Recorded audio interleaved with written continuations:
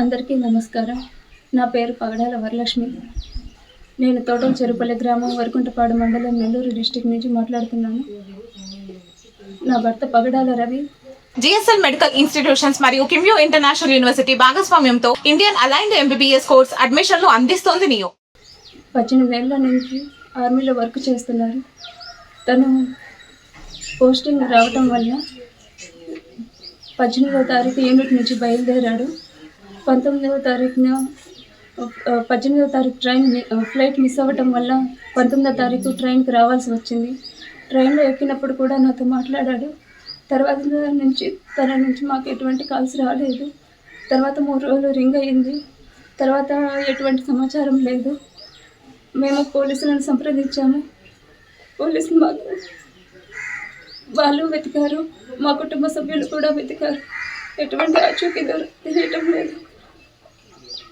ప్రభుత్వం ఏదైనా సహాయం చేయండి. Welcome to RTV. నేను మీ గయాజ్ని. అదృశ్యమైన జవాన్ పగడాల రవి కోసం పోలీసులు ఇటు కుటుంబ సభ్యులు గాలింపు చర్యలు చేపడుతున్నారు. ఇంతవరకు అతని జాడ కానరాలేదు. రోజులు గడుస్తున్న జవాన్ రవి కోసం భార్య, తల్లి, పిల్లలు ఎదురు చూస్తున్నారు.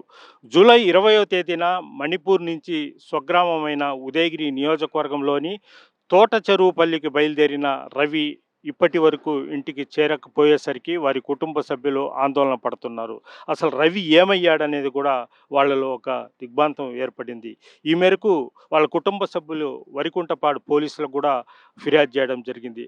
అయితే రవి బంధువులు ఆ రోజు అంటే 23, 24 తేదీల్లోనే మణిపూర్ నుంచి మొత్తం ఆ ప్రాంతం మొత్తం రైల్వే స్టేషన్లలో సేకరించిన సీసీ ఫుటేజ్లలో రవి పక్కన 4 యువకులు ఫాలో అవుతున్నట్లు కూడా గుర్తించడం జరిగింది. వాళ్ళు ఎవరు అనేది కూడా ఇంకా అంతుపట్టడం లేదు. అదేవిధంగా రవికి సంబంధించిన బ్యాడ్జీ, అదేవిధంగా అతనికి సంబంధించిన ట్రాన్స్ఫర్ లెటరు, అంటే రవి మణిపూర్ నుంచి జమ్మూ కాశ్మీర్కి ట్రాన్స్ఫర్ అయ్యాడు. దానికి సంబంధించిన ట్రాన్స్ఫర్ కాగితాలు, అదేవిధంగా పలు కీలకమైన కొన్ని పత్రాలను కూడా బెంగళూరులో గుర్తించడం జరిగింది. అయితే రవిని ఎవరైనా కిడ్నాప్ చేశారా, టెర్రరిస్టులు కిడ్నాప్ చేశారా, లేదా వ్యక్తిగత గొడవల వల్ల ఎవరైనా అతన్ని కిడ్నాప్ చేసి ఏమైనా చేశారా అనే అనుమానాలు కూడా వ్యక్తమవుతున్నాయి. గత 21వ తేదీ నుంచి ఇప్పటి వరకు రవి జాడ కనిపించకపోవడంతో వాళ్ళ కుటుంబ సభ్యులు ఆందోళనకు గురవుతున్నారు.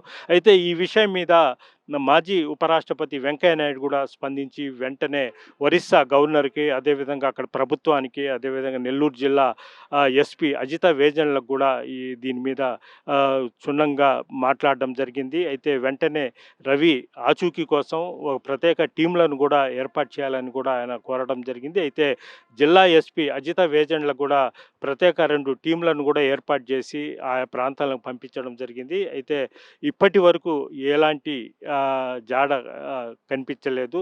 రవి అసలు ఏమయ్యాడు అనేది కూడా పూర్తిగా తెలియని పరిస్థితి అయితే ఉంది. అయితే రవి